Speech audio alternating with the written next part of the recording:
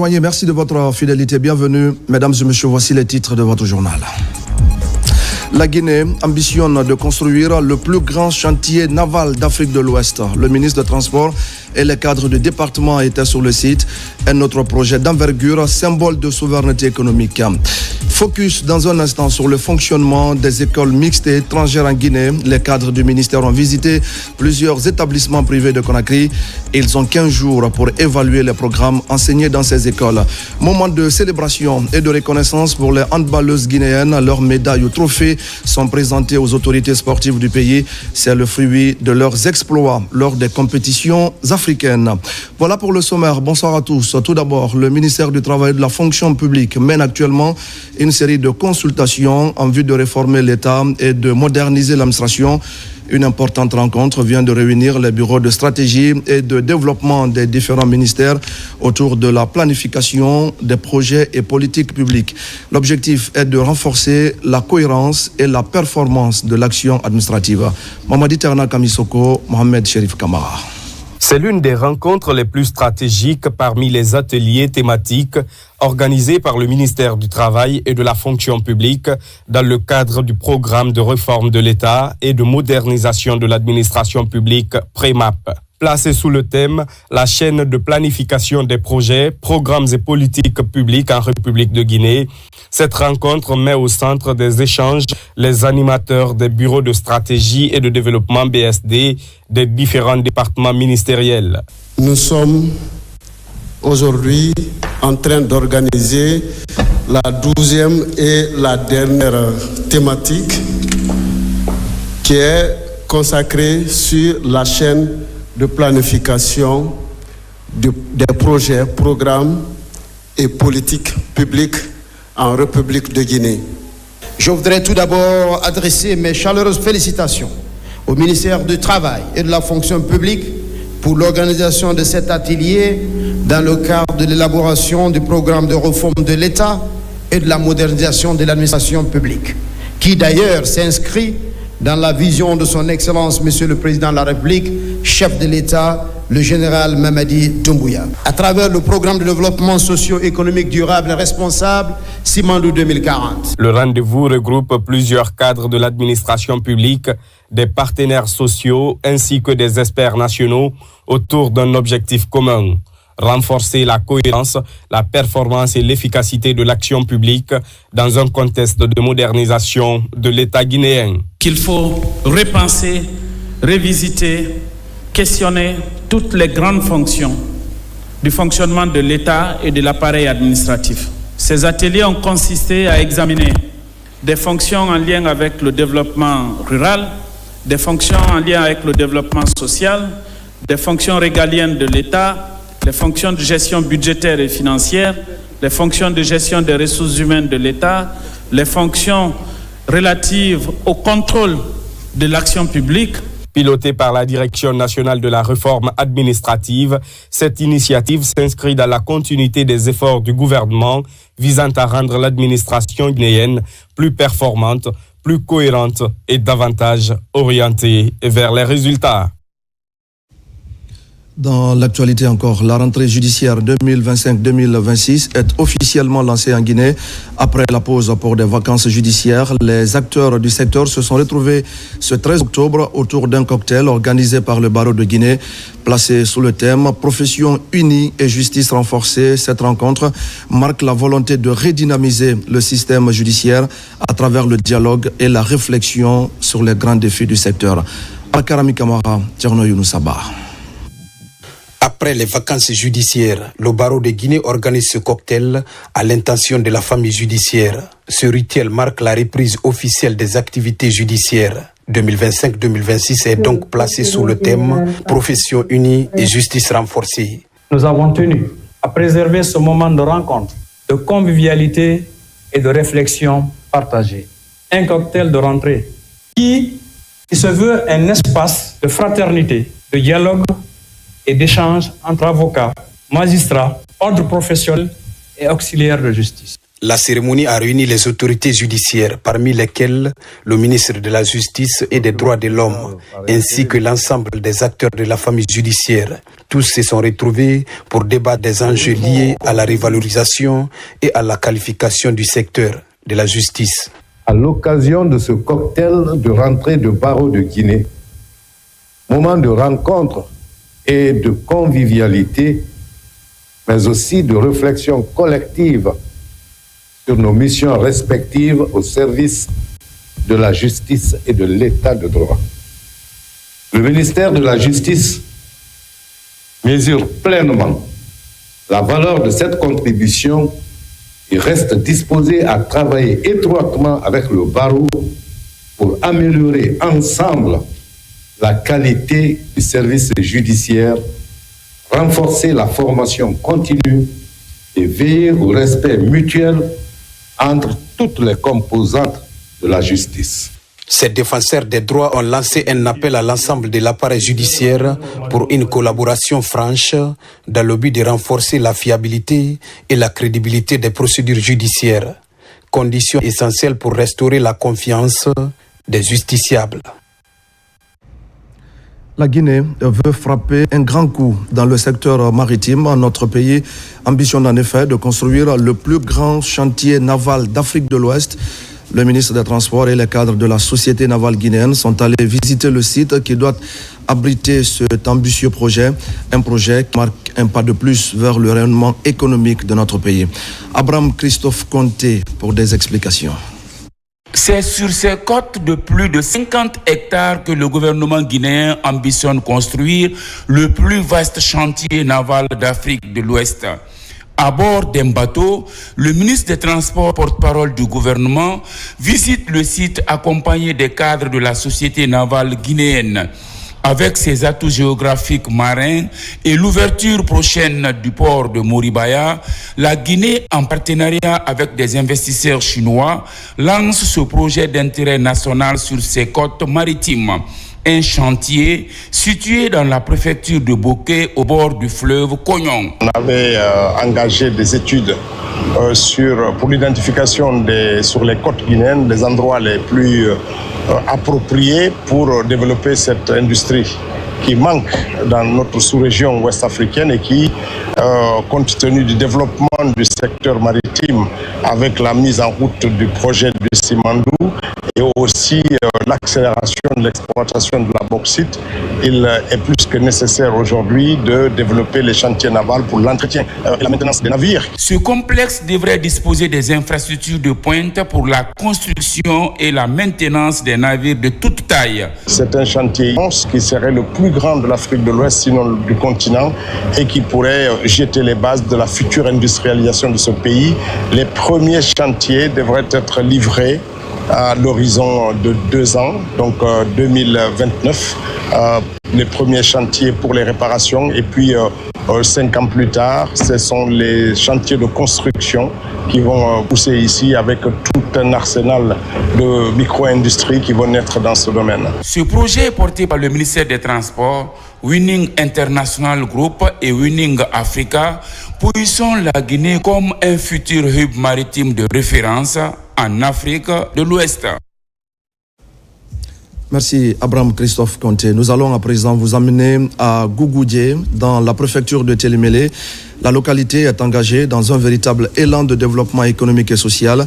La mobilisation des fils ressortissants aura permis de réaliser plusieurs infrastructures sociales de base, des actions citoyennes et concrètes qui contribuent ainsi à l'amélioration des conditions de vie des populations. Mamadou Saliouba.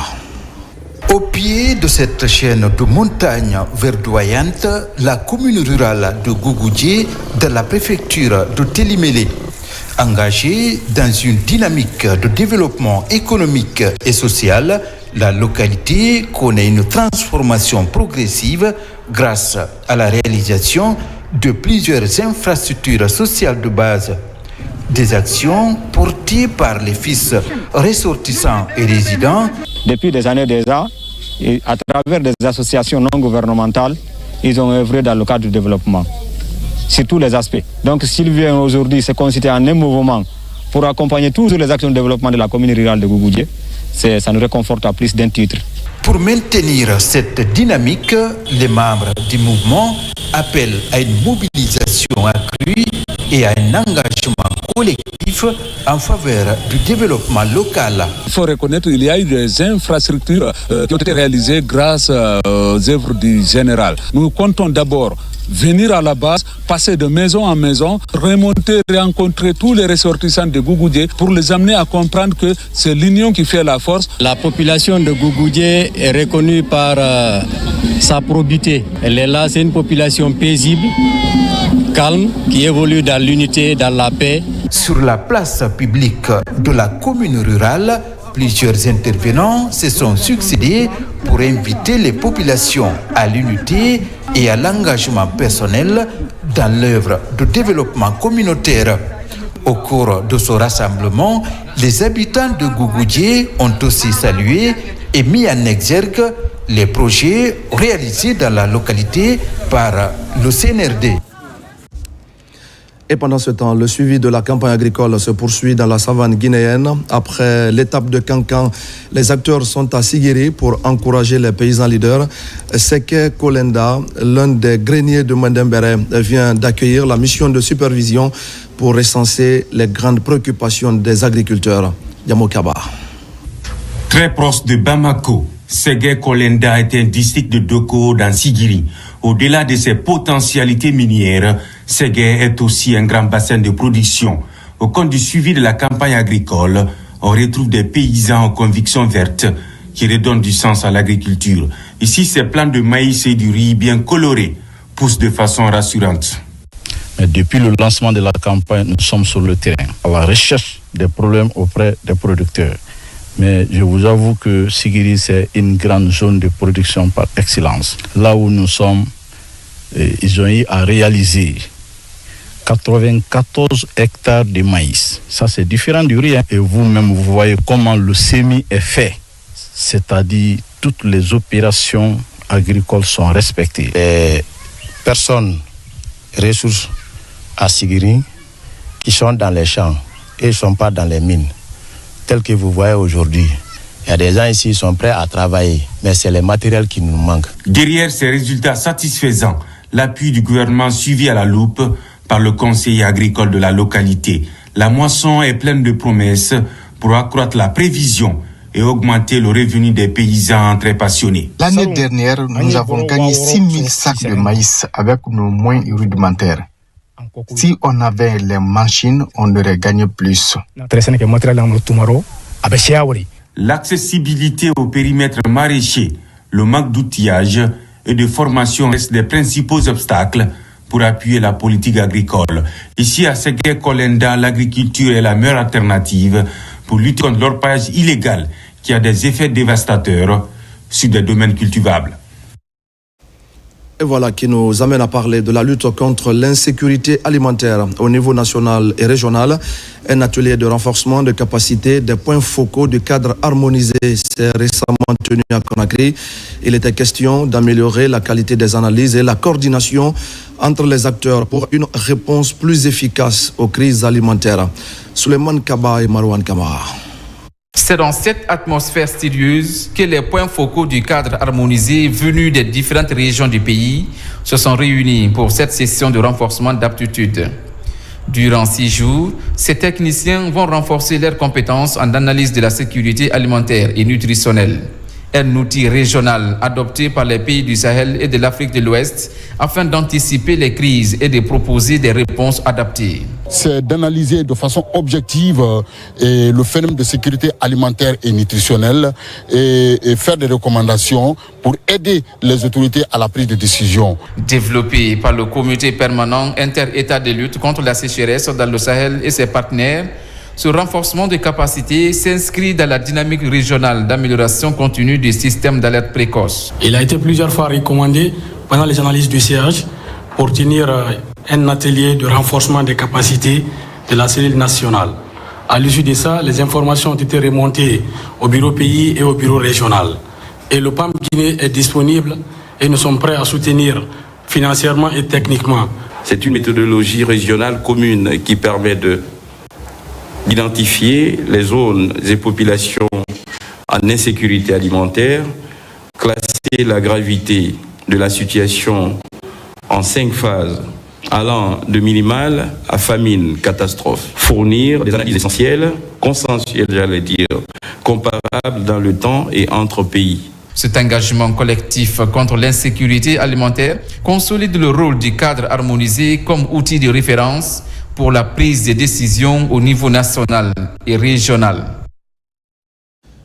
Au même moment, un nouveau chapitre s'ouvre pour l'administration douanière à Zérekoré. C'est dans une ambiance solennelle que le nouveau directeur régional des douanes a pris fonction.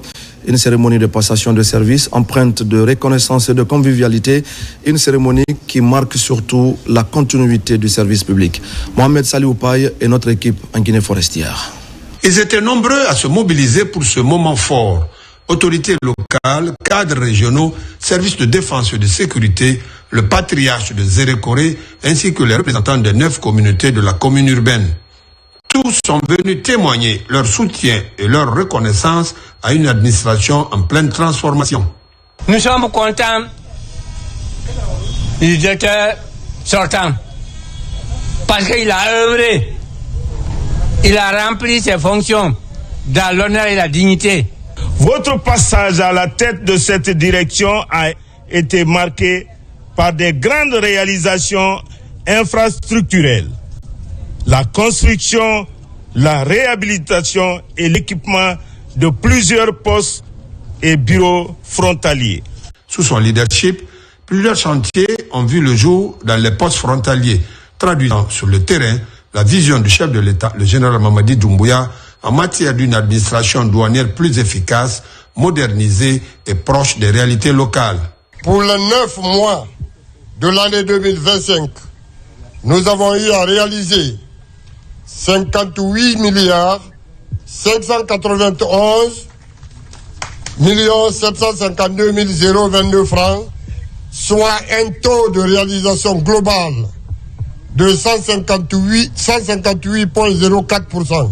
Je viens à Zérekoré pour accomplir une mission, celle de mobiliser des ressources pour l'État, mais aussi de protéger les citoyens, protéger l'économie de notre pays. Et pour accomplir cette mission, je tends ma main collaborative à tous les cadres de la région. Cette passation de service ouvre une nouvelle ère pour la douane régionale de Zérekoré, appelée à poursuivre sur la voie du professionnalisme et de l'excellence administrative. Cérémonie solennelle également à la base aérienne principale de Conakry. L'école de l'air a célébré la sortie de 2 promotions. Au total, ce sont 130 stagiaires qui ont obtenu leur certificat d'initiation à l'environnement aéronautique, tandis que 35 autres ont décroché le brevet supérieur des commandos fusiliers de l'air, une étape importante dans le processus de renforcement des capacités opérationnelles de l'armée de l'air. Caporal Sassa Tolno. Située dans l'enceinte de la base aérienne principale de Conakry, l'école de l'air accueille une cérémonie solennelle marquant la fin de la formation de 2 promotions. Il s'agit de la 7e promotion du certificat d'initiation à l'environnement aéronautique et de la 2e promotion du brevet supérieur des commandos fusiliers de l'air. Après 4 mois d'intenses activités, ils reçoivent leur précieux sésame. L'école de l'air est plus qu'une simple école. C'est un lieu d'excellence. Vous avez appris à repousser vos limites, à développer vos compétences et à renforcer votre esprit d'équipe.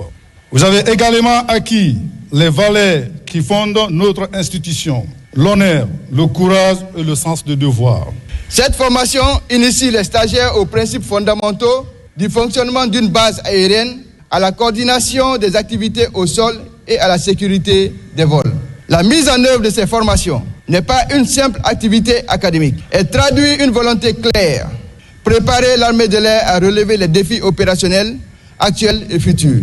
Les fondamentaux de l'aéronautique militaire, la sécurité aérienne, la météorologie et les spécialités en combat rapproché, l'intervention en milieu hostile sont des modules enseignés aux stagiaires. Étant un futur CDE, on sait maintenant quel est le rôle d'un chef d'équipe. On a tout appris pendant la formation. Les certificats que vous recevrez aujourd'hui témoignent non seulement l'ensemble des connaissances acquises, mais aussi du travail rigoureux et de multiples efforts consentis durant ces derniers mois. C'est par un défilé militaire suivi des démonstrations tactiques et de l'inauguration officielle du fronton de l'école de l'air que cette cérémonie a pris fin ici à l'école de l'air. Voilà pour ces belles images. Une question maintenant. Comment fonctionnent les écoles mixtes et étrangères en Guinée? La problématique intéresse particulièrement la Direction nationale de l'enseignement préuniversitaire privé. Ce mardi, les cadres de cette direction ont sillonné plusieurs écoles privées de Conakry. Ces cadres ont 15 jours pour évaluer le programme enseigné et pour dresser le rapport de leur constat. Abdul Aziz Baldé. Une semaine après la reprise des cours sur l'ensemble du territoire national, les cadres du ministère en charge du préuniversitaire sillonnent plusieurs établissements pour constater une reprise effective. La Direction nationale de l'enseignement préuniversitaire privé, quant à elle, visite les écoles mixtes et étrangères. Première étape, le groupe scolaire Molassi dans la commune de Lambaye. À quelques années, il n'y avait que 5 comme ça écoles dans toute la Guinée. Mais aujourd'hui, nous approchons la centaine. On ne sait pas pourquoi et comment. Il faut que le département ait un regard là-dessus. Nous voulons savoir, est-ce que ces écoles sont affiliées à d'autres institutions ou bien ils ont une autorisation de ces pays dont ils font le programme ici en Guinée. Et nous avons des documents guinéens et des documents français. Nous faisons 60% programme guinéen et 40% programme français. Le groupe scolaire Les Écureuils, en passant par le Serval jusqu'au lycée international Simone Veil, la directrice a échangé avec les responsables de ces différentes écoles sur la reprise et sur les cours enseignés.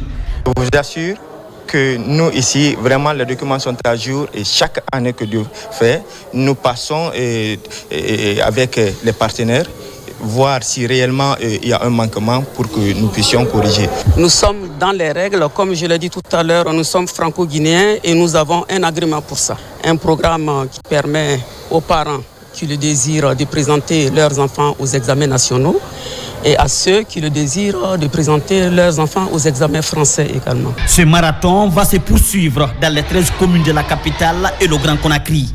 Ces cadres de l'enseignement préuniversitaire privé ont 2 semaines pour présenter un rapport aux autorités éducatives. Enseignement technique. Avec cet engagement de la ministre à développer la formation des encadreurs au niveau du préscolaire. Ce n'était jusque-là pas assez répandu au niveau des aînés, mais la chef du département entend bien booster cette initiative. Elle bénéficie de l'accompagnement de l'UNICEF qui salue cette ambition et fournit des kits d'apprentissage à cet effet. Tchernos Mandialo. L'une des réformes clés est récemment opérée par la ministre de l'Enseignement technique, de la formation professionnelle et de l'emploi, a porté sur l'intégration du préscolaire dans la formation au niveau des écoles normales d'instituteurs ENI. Désormais, dans les 10 ENI seront aussi formés des enseignants pour tenir les classes de la maternelle avec pour objectif de qualifier la formation à ce niveau. Ces kits didactiques et ludiques mis à disposition par l'UNICEF viennent accompagner la mise en œuvre de cette réforme dans les ENI. C'est très important d'investir dans les préscolaires. C'est le début de l'éducation. Ça commence vraiment au préscolaire pour préparer les enfants au primaire et au secondaire pour qu'ils restent et le maintiennent à l'école. Le développement de la formation préscolaire dans les ENI va aussi permettre de répondre à une demande croissante avec l'éclosion des écoles dédiées aux tout-petits et surtout au regard de l'attention particulière qu'elles méritent. Le chef de l'État a instruit que des réformes profondes et essentielles soient engagées au niveau du secteur de l'enseignement technique et nous sommes dans cette lancée. Donc cet accompagnement, ce partenariat avec l'UNICEF ne fait que traduire en fait cet engagement du chef de l'État, cet engagement du gouvernement pour renforcer davantage le système éducatif technique, mais surtout en mettant un accent particulier sur le développement des compétences de nos tout-petits.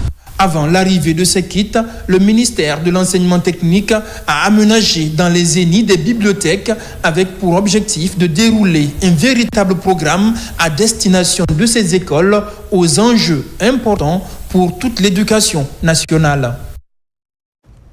Dans la préfecture de Forêt-Caria, les élèves de Fagné et Gbereire Bafila bénéficient de kits scolaires. Le geste des natifs de ces localités vise à soutenir l'éducation et à permettre à tous les enfants de bénéficier de meilleures conditions d'apprentissage. Yara Diallo, Diane Diansane et Sidiki Sissé. En ce début d'année, les élèves de Kili Fagné et Gbereire Bafila dans la préfecture de Forêt-Caria reçoivent des kits scolaires. Un appui qui vise à réduire le poids des dépenses liées à la rentrée, tout en offrant à chaque enfant les mêmes chances de réussite à l'école. C'est un devoir pour nous de venir aussi soutenir nos jeunes frères et nos mamans aussi qui sont dans ce besoin pour pouvoir les soutenir dans les achats des frais de fournitures scolaires pour qu'ils puissent vraiment essayer de se concentrer sur l'essentiel qui est l'éducation. On est dans cette dynamique afin que l'éducation puisse être une réalité jusqu'au dans les fins fonds justement de nos districts. L'éducation, c'est une question de tous qui interpelle tout le monde. Les enfants sont notre futur. Il faut penser à eux. C'est très important. Ce geste de solidarité réconforte les bénéficiaires qui saluent cette initiative et appellent les parents à s'impliquer davantage dans l'éducation des enfants pour garantir la relève. Je ne peux pas exprimer ma joie aujourd'hui. Si tu entends un individu, c'est l'éducation. Toutes les formes d'enseignement sont bonnes. Si on n'étudie pas... Pour les parents d'élèves, on va dire, alhamdoulilah, on a fait 3 mois de vacances à la maison. On est obligé de retourner à l'école, de laisser les enfants venir étudier, car l'étude, c'est ce qui peut faire l'avenir de l'enfant. De son côté, le donateur, accompagné de cadres de la localité, invite les élèves à redoubler d'efforts dans les études et réaffirme son engagement à soutenir durablement le secteur de l'éducation dans cette préfecture. La commune de Kaloma est également touchée par cet élan de solidarité en faveur de l'éducation. Le mouvement Kheri Kira, Chemin du Bonheur, apporte un soutien concret aux élèves de l'école primaire Tombo 1 et 2 à travers un don de fournitures scolaires. Ce soutien s'inscrit dans la dynamique du renforcement et d'accompagnement du système éducatif guinéen. Abakar Amikamara. À la suite de la rentrée scolaire 2025-2026, Kheri Kira, Chemin de Bonheur, a offert ce mercredi un important lot de fournitures scolaires aux élèves de l'école primaire Tombo 1 et 2. Ce don composé de tonnes de cahiers, d'ardoises et de stylos vise à soutenir les élèves dans leur apprentissage dans le cadre du programme Simandou Academy. Il n'y a pas un chemin plus royal dans le développement d'un pays que le chemin de l'éducation. Bien que ça ne soit pas la première fois, nous œuvrons dans ce sens pour accompagner le chef de l'État, le général président Mamadi Doumbouya. L'initiative de Kheri Kira a été chaleureusement accueillie par les élèves bénéficiaires, visiblement heureux de recevoir ces kits scolaires. Je suis satisfait de ce don. Je vous remercie beaucoup de votre attention. Je pourrais vous dire que c'est le meilleur cadeau que j'ai pu avoir. Ils savent que la Guinée a tous les atouts, la Guinée est pleine de potentialités. Ils ont compris qu'il faut valoriser l'éducation, il faut prioriser l'éducation. Nous remercions les deux ONG, Kheri Kira et son frère Taïrou Bari, qui par ce geste prouvent qu'ils n'ont pas oublié le pays. Cette action s'inscrit dans la vision du président de la République, le général Mamadi Doumbouya, qui encourage les initiatives citoyennes en faveur de l'éducation. Kheri Kira qui entend poursuivre cette dynamique en étendant son programme d'appui scolaire à d'autres établissements du pays. Toujours avec la fondation humanitaire Kanfouri Souma qui offre une bibliothèque et un centre informatique à l'école primaire de Taouya. La pose de la première pierre de ces édifices vient d'avoir lieu, un acte pour encourager l'apprentissage des outils informatiques. Abakar Junior Kamara. La fondation humanitaire Kanfouri Souma vole au secours de l'école primaire de Taouya. Une bibliothèque et un centre informatique sont offerts à l'établissement pour augmenter le bagage intellectuel des apprenants. Ce jeudi, la pose de la première pierre de ces infrastructures a mobilisé les responsables de l'école et ceux de la commune de Ratoma. Face à ce geste hautement symbolique, les religieux, le personnel enseignant remercient très sincèrement et souhaitent que cela serve de motivation à d'autres Guinéens qui compte contribuer pour l'épanouissement de nos enfants. Nous sommes très satisfaits et nous pensons que cela s'inscrit dans la vision de la collectivité, dans la vision du chef de l'État, que chaque citoyen, où qu'il soit, doit savoir qu'il a le devoir ultime de contribuer au développement du territoire, de sa collectivité, de sa localité. Après la réalisation de cette mosquée, la Fondation Kamfori Souma réalise cette bibliothèque et ce centre informatique qui vont aussi permettre aux enfants de faire des recherches et maîtriser des outils informatiques indispensables aujourd'hui à toutes les activités. La meilleure arme pour une nation, c'est l'éducation. Et l'éducation, comme vous le savez, c'est à la base. Si un enfant aujourd'hui n'a pas accès à l'ordinateur, c'est qu'il n'est pas bien formé. Et ouvrir une salle d'informatique et une bibliothèque pour que les enfants puissent apprendre, c'est déjà une très bonne chose. Une des principales missions de la Fondation humanitaire Kamfori Souma est de contribuer au développement du système éducatif afin d'accompagner l'État dans la formation des élites du pays. À des milliers de kilomètres maintenant de Conakry, les couleurs de la Guinée s'élèvent fièrement dans le ciel new-yorkais.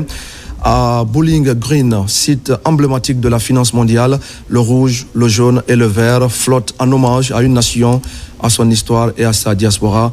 Un geste symbolique, certes, mais chargé de sens et de fierté.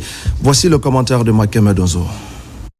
La montée du drapeau guinéen à Bowling Green, au cœur de New York, n'est pas un simple geste symbolique. C'est un acte fort, chargé de mémoire et de fierté nationale. Voir flotter les couleurs rouge, jaune et vert dans le haut lieu de la finance mondiale représente une reconnaissance non seulement de la Guinée, mais aussi de sa diaspora active et engagée. Cet événement annuel de flag raising célèbre la Guinée et ses héros de l'indépendance dans l'une des villes les plus emblématiques du monde moderne. Pour sa part, l'ambassadeur représentant permanent de la Guinée auprès des Nations Unies a salué l'initiative de la mairie de New York avec laquelle les relations de travail sont de plus en plus renforcées. La participation de l'ambassade ainsi que de nombreux ressortissants guinéens établis à New York et dans les États environnants montre à quel point cette cérémonie résonne profondément dans les cœurs. C'est aussi un signal fort envoyé par les autorités locales de New York qui reconnaissent et valorisent la diversité culturelle et les liens d'amitié entre peuples. Le drapeau guinéen, qui flottera pendant plusieurs jours dans le ciel new-yorkais, devient ainsi un pont entre les nations, un hommage vibrant au passé et une source d'inspiration pour les générations futures, un symbole d'unité, de reconnaissance et d'espoir. En Afrique de l'Ouest et du Centre, beaucoup de filles ne vont pas malheureusement à l'école. D'autres droits ne sont non plus pas respectés en leur faveur. Le premier forum des jeunes filles leaders qui s'achève dans la capitale sénégalaise vient corriger ces manquements constatés. Le point avec notre envoyé spécial à Dakar, Mohamed de Camara. Une fille, une voix, une décision, c'est sous ce slogan que ce premier forum des jeunes filles d'Afrique de l'Ouest et du Centre s'est achevé dans la capitale sénégalaise. Les 24 pays présents au forum de Dakar étaient aussi représentés à travers des stands. La Guinée et son partenaire UNICEF, au premier plan de cette exposition, démontrent une fois encore leurs efforts menés dans l'épanouissement de la jeune fille dans le pays. C'est à travers le partage de ces documents-là que les participants pourront mieux comprendre et mieux connaître ce que nous faisons en Guinée. Parce que l'objectif, c'est pas vraiment d'être là au stand. L'objectif, c'est de porter une voix. Il s'agit d'un film institutionnel qui est basé sur la dénonciation des VBG, les violences faites aux femmes. On a constaté que toujours dans certaines de nos communautés en Guinée précisément, il y a des pratiques de 100 ans en arrière qui sont toujours exercées mais qui sont à l'encontre de l'évolution de la société aujourd'hui. Le forum a permis aux filles de l'Afrique du Centre et de l'Ouest de s'engager dans la voie qui mène vers leur propre épanouissement. Ces adolescentes, accompagnées par les adolescents, estiment dans une déclaration que les autorités au niveau africain doivent faire un peu plus dans l'amélioration des conditions de vie des filles Nous exhortons les pays à s'attaquer à ce problème critique. Nous demandons que toutes les filles, y compris les filles handicapées et celles en dehors du système scolaire formel, puissent accéder à des parcours d'apprentissage alternatifs, à des clubs et associations scolaires. Beaucoup de filles ne connaissent pas leurs droits. Le forum dédié aux filles leaders d'Afrique, de l'Ouest et du Centre a coïncidé avec la célébration de la Journée internationale de la fille, une rencontre qui a permis de partager les expériences des différents pays présents à la rencontre de Dakar. Top départ pour le hackathon Rio Tinto 2025. Depuis ce matin, les candidats sélectionnés ont entamé une semaine de formation intensive. Venus des 4 coins du pays, ces étudiants se préparent à relever de grands défis à travers l'innovation et l'esprit de compétition. Le grand rendez-vous est fixé quant à lui au 17 octobre prochain. En attendant, place à l'apprentissage et à la créativité. Sona Sagno. Après une sélection rigoureuse, 21 projets finalistes ont été retenus pour la grande finale du hackathon Rio Tinto 2025, prévue le 17 octobre prochain, porté par Intellect Consulting. L'événement a mobilisé plus de 900 jeunes étudiants issus des universités guinéennes avec 780 projets soumis dans des domaines variés: agriculture, santé, numérique, environnement et entrepreneuriat social. Qui parle de contenu local parle d'entreprise locale. Donc on travaille avec les entreprises locales. Mais on va se limiter là, comme il a dit. On veut aller à l'origine. Et cette origine, c'est vous. Vous connaissez les problèmes de la Guinée, vous connaissez les réalités guinéennes. Et on voudrait que vous preniez le défi de proposer des projets pour résoudre ces problèmes. L'objectif aujourd'hui, c'est de permettre à des jeunes universitaires de proposer des projets, de compétir, d'obtenir un accompagnement et au bout d'obtenir un financement pour la mise en œuvre de leurs projets. Ce hackathon s'inscrit dans une dynamique de valorisation des talents locaux et de promotion de l'entrepreneuriat jeune en Guinée. Il illustre également la volonté d'acteurs économiques comme Rio Tinto de s'engager davantage dans le développement du capital humain. Nous ne faisons pas que du crédit, nous accompagnons, nous formons. Et ça, c'est très important. Quand vous ne savez pas ce que vous devez faire, la meilleure chose, c'est de l'apprendre mieux pour pouvoir mieux le faire. Le hackathon représente pour nous une très belle initiative de faire parler les talents. Je vois ici des jeunes engagés, des jeunes qui sont prêts à faire bouger les lignes. Le hackathon Rio Tinto 2025 se veut une véritable plateforme de transformation contribuant à l'autonomisation des jeunes et des femmes, à la création d'emplois durables et au renforcement du contenu local. En sport, je le disais tout à l'heure au sommaire, la Fédération guinéenne de handball a organisé la cérémonie de présentation de médailles des équipes nationales cadettes et juniors, une manière d'encourager les jeunes handballeuses après leur participation au championnat d'Afrique. Des kits scolaires ont été également remis à plusieurs élèves qui pratiquent cette discipline sportive. Ambiance, émotion et reconnaissance pour le handball guinéen. Bintia Kondé. Après leur brillante prestation au championnat d'Afrique des catégories cadettes et juniors en Algérie le mois dernier, les handballeuses guinéennes ont présenté leurs trophées et médailles obtenues au tournoi zonal, mais aussi à la dernière Coupe d'Afrique des Nations, aux autorités sportives. La scolarisation des athlètes, une autre priorité de l'équipe dirigeante de ce sport de main.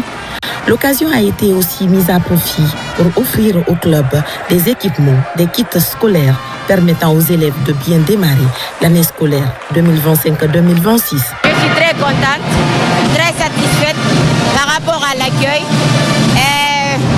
Je pense bien que ce ne serait pas la dernière, Inch'Allah.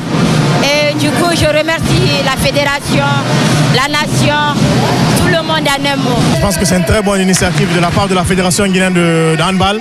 On encourage ces joueurs à faire le sport et accompagner du côté des études. Les autorités sportives se réjouissent de la performance de nos Amazones et promettent de les accompagner pour les prochaines échéances. une fierté, mais c'est un travail d'équipe. Aujourd'hui, ce n'est pas seul qui est devant vous qui parle, mais c'est toute une équipe qui est derrière. Ce mérite revient à tout le monde. C'est une équipe, ça fait presque 15 ans que nous travaillons ensemble et c'est cette victoire qui est en train d'être payée aussi. Grâce à l'accompagnement de l'État guinéen, c'est le lieu pour dire merci au chef de l'État pour tout ce qu'il est en train de faire pour le plan du sport et plus particulièrement pour le handball. Il était important de venir célébrer la fédération, l'ensemble de l'encadrement, les journalistes sportifs et tous ceux qui se battent. Donc c'est une célébration multiple que nous sommes venus faire. A rappeler que ces équipes nationales cadettes et juniors sont qualifiées à la Coupe du Monde et au challenge intercontinental de leur catégorie prévue courant 2026. Page noire de ce journal avec l'éducation guinéenne qui perd l'un de ses piliers. Ibrahima Bari, plus connu sous le nom de Koto Bari, ancien proviseur du lycée Imbaya, s'est éteint dans la nuit de samedi à dimanche des suites de maladie. Ce lundi, une foule émue s'est rassemblée pour lui rendre un dernier hommage. Parents, collègues, anciens élèves et membres du gouvernement ont salué la mémoire d'un homme qui a profondément marqué des générations d'élèves. Le récit de cette journée d'émotion et de recueillement avec Moussa Bangora. Vous avez été reconnaissant, que Dieu guide vos pas. Célèbre enseignant, Koto Bari assistait récemment à la remise d'équipements au lycée Léopold Sédar Senghor, où des félicitations lui ont été adressées pour sa rigueur et son esprit de grand manager. Des attitudes d'éducateurs leaders qui ont marqué cet établissement public pendant plus de 10 ans. Et l'âge Ibrahima Bari est décédé dans la nuit du samedi à dimanche des suites d'une courte maladie. Après la levée du corps à l'hôpital sino-guinéen, un dernier hommage lui a été rendu au lycée Imbaya. Nous ne nous attendons pas à te perdre maintenant. Mais Dieu, dans sa sagesse infinie, a décidé de rappeler son serviteur fidèle. Aujourd'hui, nous sommes tristes, mais aussi fiers. Fiers d'avoir eu Koto Bari comme maître. Fiers d'avoir pu l'honorer avant son départ. Fiers d'avoir partagé avec lui ces derniers instants. À toi, Koto Bari, éducateur d'exception, spirituel de plusieurs générations, nous disons merci. Aujourd'hui, toute la famille sort ici la tête haute. Nous vous remercions. Si tout ce que vous avez dit ici est vrai, ne pleurez plus. Priez pour le repos de son âme. Et priez que les acquis qu'il a laissés soient une pérennité pour une nation.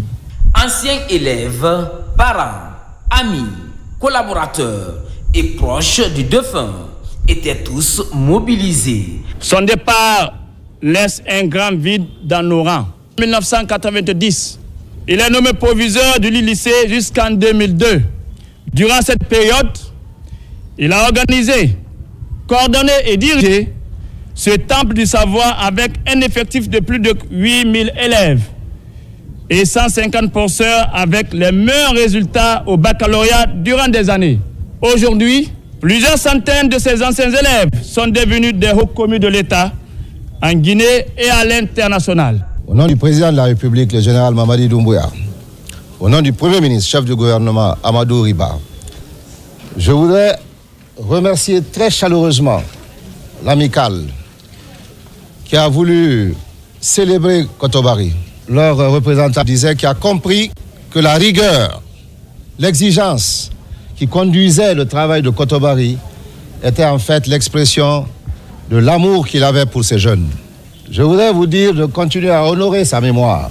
La cérémonie d'inhumation a lieu ce lundi au cimetière de Dapompa, où reposera à jamais le proviseur Elhaj Ibrahima Bari, un grand serviteur de la République au parcours atypique. Que l'âme de Koto Bari repose en paix. Amen. Mesdames et messieurs, c'est la fin de ce journal. Merci à tous de l'avoir suivi, notamment dans les préfectures de Télémélé, Forekaria et Dinguiraï. Je vous retrouve la semaine prochaine pour d'autres actualités de la Guinée, notre paradis de richesse et d'innovation. Bonsoir à tous.